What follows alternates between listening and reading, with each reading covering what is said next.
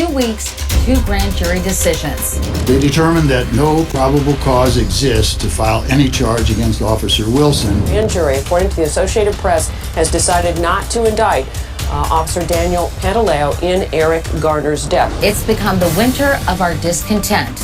Once again, we're a nation divided. Many Americans are demanding to know why a grand jury didn't bring Officer Darren Wilson to trial for shooting and killing unarmed teenager Michael Brown, or why no charges were filed against Officer Daniel Pantaleo, who killed Eric Garner with a chokehold during a routine arrest.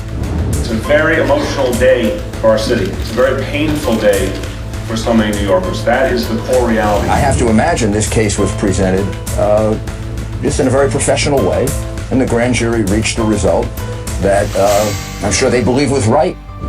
We've watched juries in action all our lives. You are the law. But before juries like that can make any decision, another jury has to decide if a case should even go to trial. That's where the grand jury comes in. So what exactly is a grand jury and who's on it? Every state does it differently, but grand juries are typically made up of 12 to 23 people who meet once or twice a week to weigh in on serious cases like felonies. They get called to serve through a letter in the mail, just like the ones that call you up for regular jury duty. But when you report to the court, grand jurors are separated from the others. And unlike regular juries, a grand jury hears several cases. When they convene, grand jurors hear evidence that a prosecutor presents and listens to witnesses the prosecutor calls and questions. I'm not answering no more questions. You are invoking your right against self-incrimination, sir? Damn right. That's a whole lot of prosecution and not a lot of defense, huh? That's right, no defense attorneys are allowed. And there's no judge in the grand jury room either.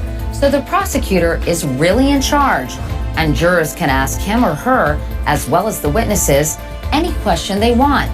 Even though Wilson and Pantaleo both testified, that's highly unusual. Jurors decide if there's just enough evidence or probable cause to believe a crime has been committed and indict the defendant. Experts say the standard is pretty low. But the grand jury's decision is usually pretty predictable. In almost all cases, what the prosecutor wants, the prosecutor gets. He must be held accountable for his action. The process is so much in their hands that a New York judge once said a prosecutor could get a grand jury to indict a ham sandwich. So why use grand juries anyway? Why not just let a prosecutor decide whether to file charges? Cue our forefathers from across the pond. Grand juries date back to 16th century England, when they were used to prevent corrupt prosecutors from targeting someone for a crime they didn't commit. Most British colonies, including the United States, adopted that process. But fast forward to today, the UK has put the kibosh on grand juries, and so have many other countries. Why? Because people think they put too much power into the hands of one person, that guy or gal who can indict a ham sandwich. In the US, the process is alive and well. And there's one final catch that some find most maddening of all. What happens in the grand jury room stays in the grand jury room.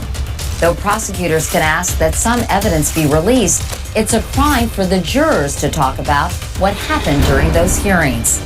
So though we'll never know all the reasons why Officers Wilson and Pantaleo were not indicted, at least when it comes to the grand jury process, you can say, now I get it.